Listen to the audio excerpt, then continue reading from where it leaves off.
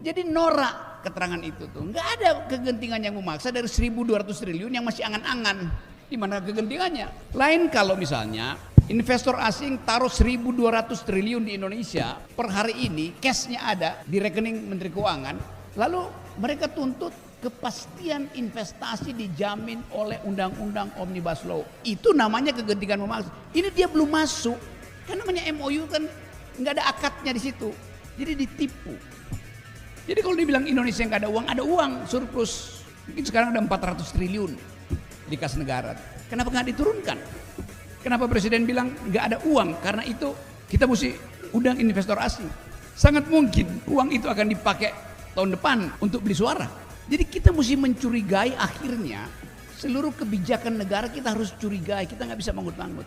Jadi teman-teman semua tadi yang bertanya, saya paham, ada ketegangan politik. Seluruh gejala yang kita bicarakan hari ini menunjukkan ada ketegangan politik. Karena itu ada Perpu tadi, dan saya udah bahas berkali-kali soal Perpu itu.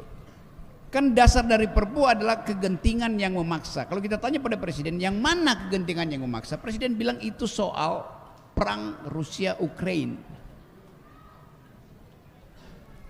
Jadi nggak ada alasan yang konkret. Belakangan kemudian Wakil Presiden bilang kegentingan yang memaksa adalah kepentingan kepastian hukum dari penanam modal. Kok beda Presiden dan Wakil Presiden? Kita tanya lagi pada Saudara Bahlil, dia bilang kegentingan yang memaksa adalah 1.200 triliun yang antri untuk masuk Indonesia tuh, investor asing. Jadi yang mana kegentingan yang memaksa tuh? Ukraina, Rusia itu 2 minggu ini Rusia udah minta supaya ceasefire. Ini mana kegentingannya? Orang gencatan senjata kok. Lain kalau Rusia itu udah bombardir Ukraina, dan akibat bombardemen itu NATO pasang kembali senjata nuklirnya diarahkan ke Moskow. Baru ada kegentingan. Nggak ada kegentingan di situ dan jauh sekali itu. Lalu Bahlil bilang 1.200 triliun potential loss kalau undang-undang Omnibus Law itu tidak diperpukan tuh. 1.200 triliun itu di mana? Ada MOU. Oh, itu Memorandum of Understanding, itu bukan deal bisnis. Itu bukan kesepakatan, itu MOU kok. Oke, saya mau masuk. Jadi norak keterangan itu tuh. Nggak ada kegentingan yang memaksa dari 1.200 triliun yang masih angan-angan. Di mana kegentingannya?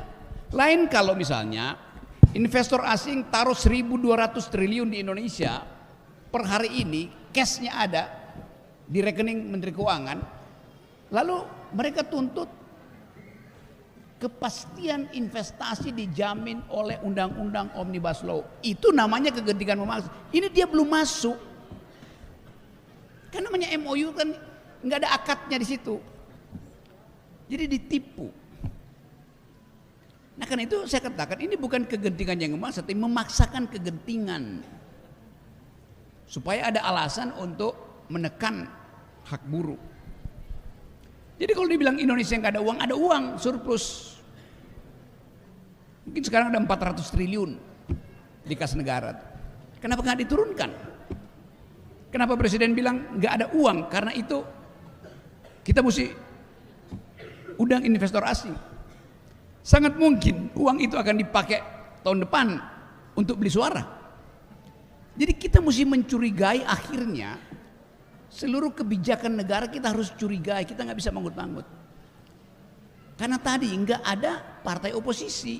Kalau ada partai oposisi tidur-tidurnya aja tuh. Karena oposisi akan bekerja mengawasi pemerintah. DPR bilang dia adalah watchdognya pemerintah. Kenapa dia menggonggong ke rakyat? Dia nggak menggonggong kepada presiden. Mana suara DPR tentang Omnibus Law? Semua partai di situ setuju Omnibus Law, kecuali PDI, Demokrat dan PKS. Nah sekarang kalau sistem proporsional tertutup yang diusulkan oleh PDIP, seluruh partai justru anti itu. Kan mendua kan?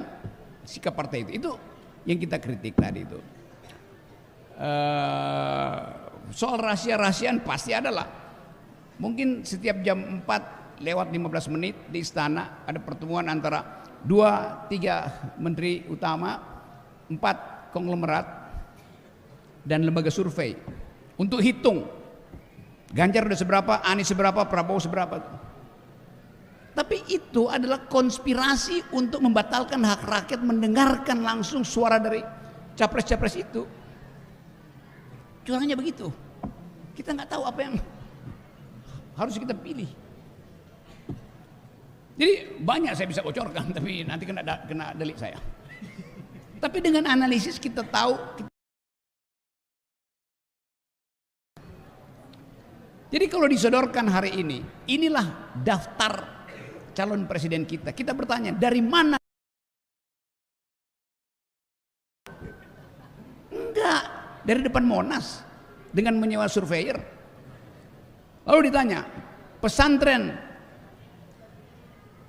yang diasuh oleh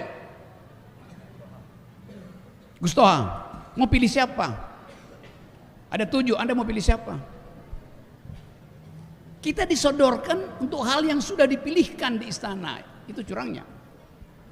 Jawabnya gampang, taruh 7 di situ. Anda pilih siapa? Bukan siapa yang kita pilih, siapa yang kita coret duluan. Coret. Lalu kita taruh nama kita sendiri. Kenapa emang? Lain kalau lembaga survei itu dari awal dia bilang ini survei,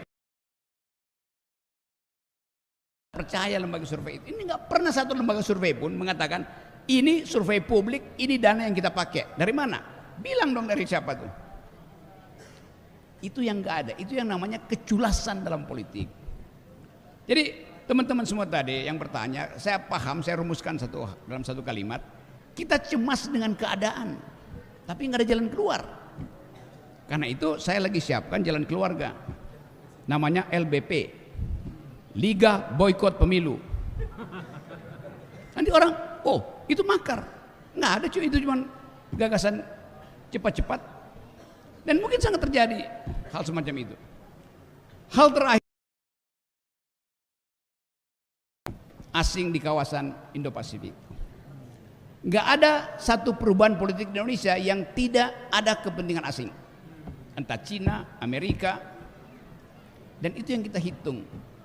Waktu Pak Harto jatuh tahun 98, itu hanya krisis finansial yang berakibat pada krisis ekonomi. Krisis finansial, nilai tukar aja tuh yang tiba-tiba melonjak. Bisa nggak diatasi? Bisa. Jepang masih bilang oke, kita bantu Indonesia. Tapi pada waktu itu partai yang berkuasa di Amerika, Partai Demokrat yang presidennya Bill Clinton, merasa bahwa Pak Harto udah terlalu rakus. Karena itu sebagai proksi Amerika di Indo-Pasifik, Jepang ditegur, nggak usah bantu, amblas. Sekarang hal yang sama, Partai Demokrat berkuasa di Amerika dan melihat bahwa ketidakpastian hukum ada di Indonesia. Jadi kalau dikatakan bahwa investor akan masuk, rumus investor masuk itu cuma satu, kepastian hukum. Ini nggak ada kepastian hukum. Kenapa? Perpu itu sebentar lagi akan dibawa ke Mahkamah Konstitusi, jadi ribut lagi di judicial review. Jadi kekacauan hukum itu justru menghalangi investor masuk ke Indonesia. Itu intinya tuh. Jadi sekali lagi kita di sini hanya bisa menganalisis. Kita nggak ada kepentingan dengan siapa jadi calon presiden, itu urusan individu. Tetapi kalau kita punya kepentingan dengan calon presiden, kita mau uji dia pertama kali bukan elektabilitasnya, tetapi etikabilitasnya, moralitasnya, kedua intelektualitasnya, baru elektabilitasnya tuh. Jadi undang semua capres datang ke sini, uji moralitasnya, uji intelektualitasnya. Elektabilitas itu urusan lembaga survei itu. Nah itu pentingnya tadi kita mulai persiapkan siapa yang akan kita coret dari daftar itu ya. Yes, undangin.